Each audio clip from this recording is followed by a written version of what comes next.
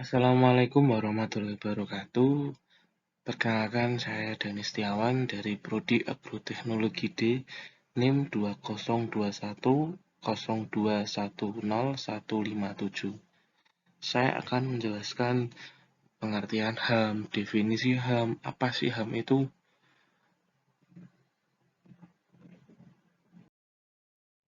Pengertian HAM.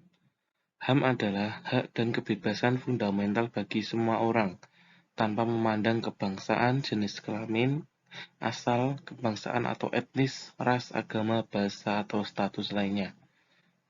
Menurut pendapat dari Kevin Boyle dan David Bentham, hak asasi manusia adalah hak perorangan dan bersumber dari beragam keperluan serta kuantitas manusia. Dan yang dimaksud dengan pengertian HAM ini adalah HAM itu merupakan hak dan kebebasan kita untuk berekspresi, berpendapat, bermusyawarah. Itu adalah hak kita. Hak kita berbicara itu adalah hak kita. Mari kita ke slide selanjutnya. Ciri-ciri HAM. HAM memiliki 4 ciri. Yang pertama, HAM tidak diberikan kepada seseorang, melainkan merupakan hak semua orang, baik itu hak sipil, hak politik, hak ekonomi, hak sosial, dan hak budaya. HAM itu sudah ada sejak kita itu terlahir. Itu tuh kita mempunyai HAM, hak untuk hidup. Yang kedua, HAM tidak dapat dicabut, dihilangkan, atau diserahkan. Maksudnya di sini, HAM itu berlaku dari kita lahir sampai kita meninggal itu, kita mempunyai hak. Kita meninggal itu kita juga mempunyai hak untuk dikuburkan. Yang ketiga, HAM bersifat hakiki, yaitu hak yang sudah ada sejak manusia lahir ke dunia.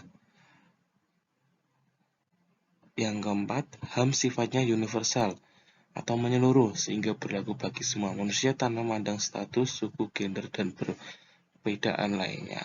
Manusia universal di sini tidak memandang ras. Kamu dari negara mana? Kamu berbahasa apa? Kamu dari mana?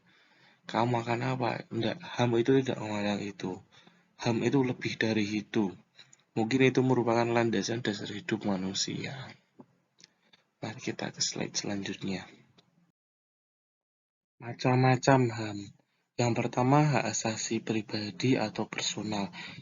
Contoh hak asasi pribadi itu simpelnya aja.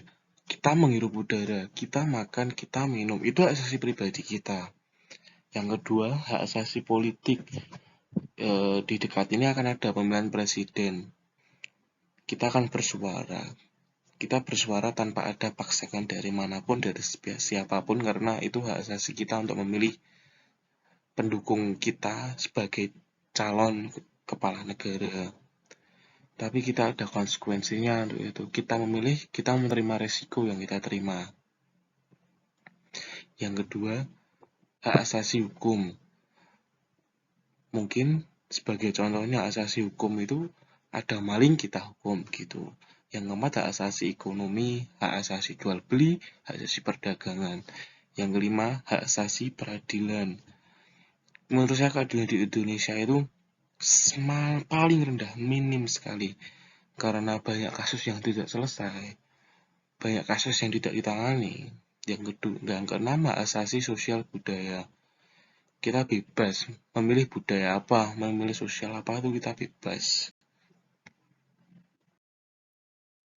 Undang-Undang tentang HAM, Pasal 28A, mengatur tentang hidup, Pasal 28B, mengatur tentang hak berkeluarga, Pasal 28C, mengatur tentang hak memperoleh pendidikan, Pasal 28D, mengatur tentang kepastian hukum, Pasal 28E, mengatur tentang kebebasan beragama, Pasal 28G, mengatur hak perlindungan diri.